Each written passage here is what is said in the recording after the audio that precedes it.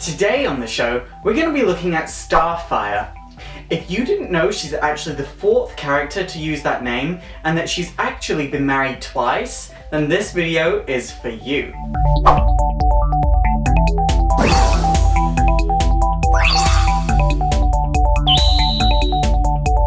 So Starfire, or as she would refer to herself, Koriand'r. She first appeared in DC Comics Presents number 26 in 1980. She was the second of 3 children and was actually the Princess of Tamaran. So the first in line for the throne was Starfire's older sister, Koriand'r. But due to an illness, Koriand'r never actually developed the natural Tamaranian ability to convert ultraviolet energy into flight energy. So as such, she was deemed unworthy to rule, and the role of queen went to Starfire. So both sisters would eventually be sent off to train with the legendary warriors of Okara. Koriand'r, who was still a little bit bitter about not being able to take the throne, would run off to the Citadel. Now, the Citadel was this alien race that just wanted to dominate everything.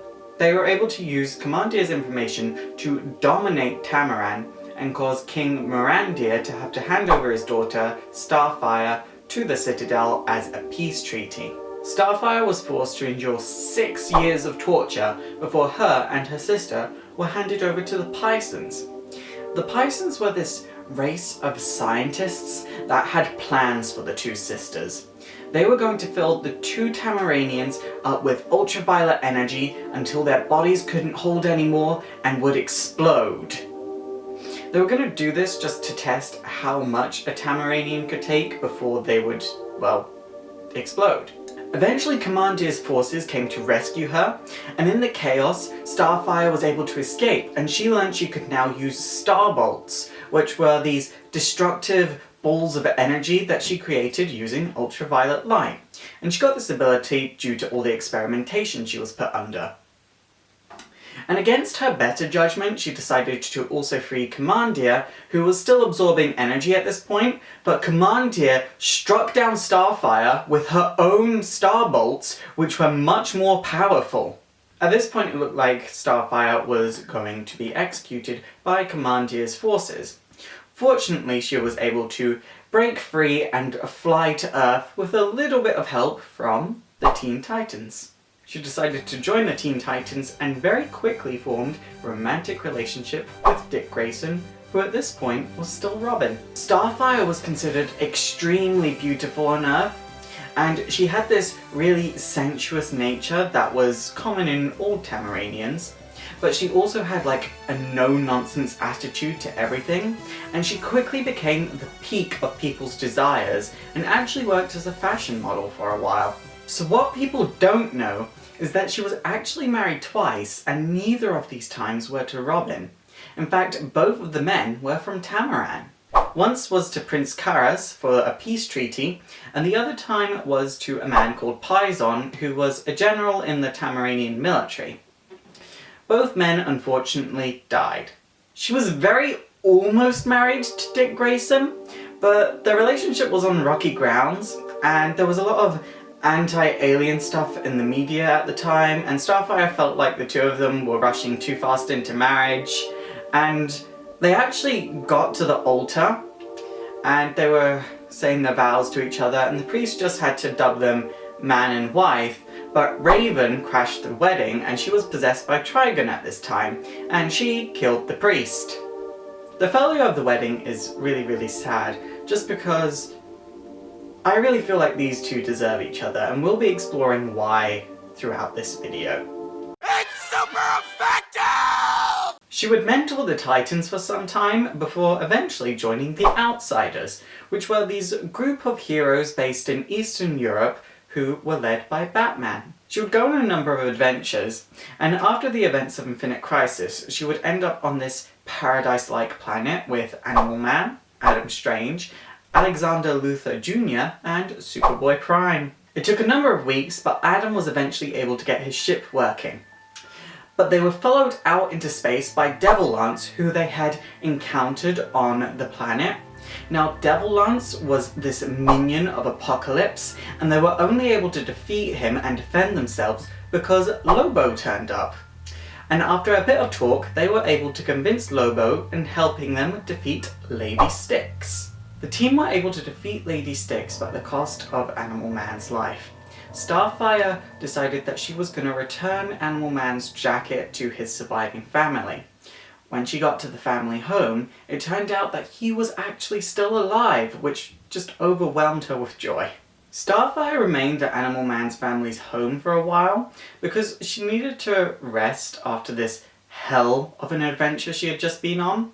And also, she had lost her powers for a while and they'd just come back, and she needed to regain control over them. And I think this was mostly due to the fact that they were a bit more powerful now, but I'm not entirely sure on that. One afternoon, she was sunbathing the day away when she and Animal Man's son were attacked by a water demon that was in the swimming pool. Turned out that all her old Titans teammates had also been attacked by demon-like creatures. Starfire, Nightwing, Cyborg, Raven, Beast Boy, Donna Troy, Flash, and Red Arrow all teamed up and decided to find out what the hell was going on. And in actual fact, this is the team that inspired the Teen Titans TV show. They eventually realized that Trigon had been resurrected. Also, during the investigation, Starfire and Nightwing kept feeling like uncontrollable lust, and the whole team were having sudden mood swings. But Starfire and Nightwing just took part in abrupt sex with each other. So never let anyone tell you that Teen Titans was clean, because they were dirty buggers.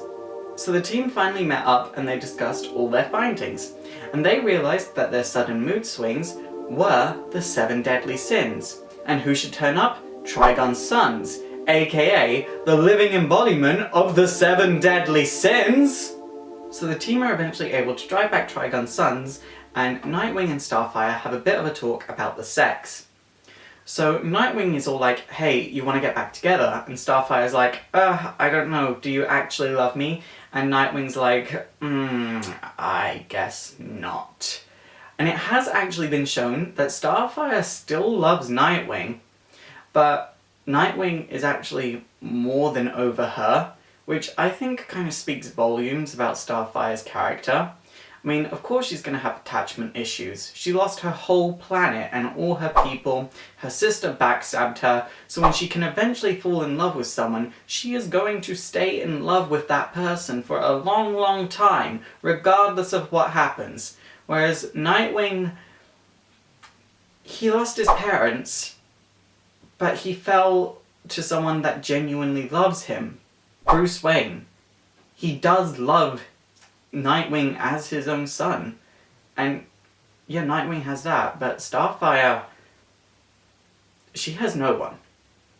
It's super effective! So Starfire is eventually kidnapped and brainwashed and turned into a Justifer. She's eventually freed, but she's left mentally scarred, and she lashes out at anything even remotely looking like a Justifer helmet.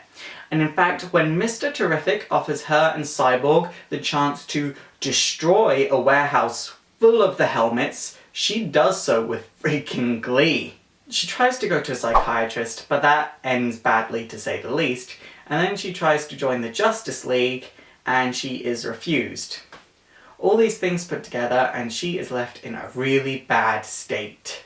So on Heroes Day, a day set aside by the DC heroes to remember all the heroes that had fallen in battle, she and the other Titans members are attacked by Black Lantern versions of all the fallen Titans. During the battle, she is hit by a psychic wave from Black Lantern Omen, and she is left in this dreamlike state that let her experience her greatest desire.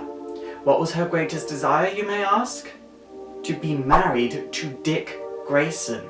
I honestly feel like if Flashpoint never happened, Starfire and Nightwing would be a couple again right now, and they might actually be just written out of the series together and have their own happy ending. She's eventually freed from this dreamlike state by Beast Boy, and Dove was able to defeat the team's attackers by taking them head on.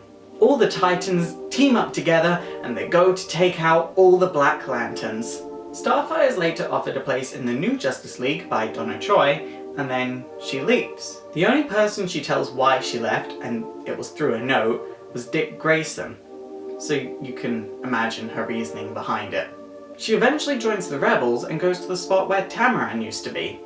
She goes there and it looks like Tamaran has mysteriously returned from being destroyed, but it turns out just to be Ran in Tamaran's place. Starfire wasn't the only one confused by this development, since Koriand'r, or Blackfire, and some Tamaranian refugees begin to attack the planet. They eventually find out that it's not Tamaran, but they say, this is in Tamaran's orbit, so we have a right to live here. Eventually it's agreed that all the Tamaranians can live in this planet's southern hemisphere, which is uninhabited. It's super effective! So obviously the New 52 or Flashpoint is a thing, and in the New 52 or Prime Earth universe, there was no Teen Titans before the current Teen Titans. So we don't actually know how much of Starfire's history remains intact. What we do know about Starfire now is that she's a lot more cold and a lot more sexual. And if you can't tell by the fact that my face is tripping me or by the tone of my voice, yes, I am not a fan of this new Starfire. I have a lot of issues with this, and I'm not the type of person that will turn around and say, oh, it's the writer living out his sexual fantasy by writing it into a comic, because that's usually not true, and I think it's really unfair to say that. And unless the writer explicitly says something along those lines, then we can't judge them. But what I will say is, as a reader, the sex scenes that Starfire has, which are plenty by the way, are really, really, really awkward to read. In fact, it stopped me from reading Red Hood and the Outlaws. I just can't find a way to justify this change in my mind. Like, if I could justify the change and understand why she's been made a lot more sexual, I'd be okay with it, and I'd live with it, and I'd continue reading about this character who, you know, remains to be one of my favourite comic book characters in her past incarnation, but this current character, I hate. She is one of my least favourite characters now, and I can't wait for something tragic to happen to her so we get a new writer on board for her and we see her become a totally different person. What I would have liked was a character that was a bit like the cartoons Teen Titans. I think that would have been so much fun. It would have given the side of good their own kind of Harley Quinn, really fun, bouncy character to work with. I think it would have been so good to read. It would have broadened the audience of comic book readers. It would have been so much fun. They just missed an opportunity there, and instead we've been given this slut fire, or whore fire, or badly written fire, or just please set her on fire, and don't. So in the New 52 continuity, her storyline goes something along the lines of, she was sold into slavery by her sister to save Tamaran from the Citadel. She would eventually find her way to Earth, and she would enter a group that was like the Teen Titans, that had similar members. And she and Nightwing would enter into a relationship at some point. When she crash-landed on Earth, she crashed on a tropical island. She converted her ship into her home, and she keeps a number of Dick Grayson's clothes in her ship, including his classic Nightwing outfit. You know, like Disco Nightwing, which was totally cool. She is currently teamed up with Jason Todd as Red Hood and Roy Harper as Arsenal. Soon after being attacked by a being named Crux, she loses a number of her memories, but she still remembers all of her lovers and relationships due to the way that Tamaranians process emotions. She has entered into a relationship with Roy Harper, and because of him, has even had to return to her home world, and now she's not in a relationship with Roy Harper. I'm not going to stand here and talk about this version of Starfire because I really, really don't like her. However, if you want to find out about her for yourself, you can read Red Hood and the Outlaws. It's currently available on Amazon, on Kindle for $9.99, and physical version for, I think, $13 US. This is the trade paperback compilation, volume 1, not like the individual issues. Don't worry about that, I wouldn't tell you to go out and buy those because overkill. It's super effective! Okay guys, that is it for today. As always, if you think I've missed anything about Starfire, remember to leave it in a comment down below. Also, while you're down there, you can thumbs up this video and subscribe. My name is Faust, and this has been Exploring Comics, and it is super effective.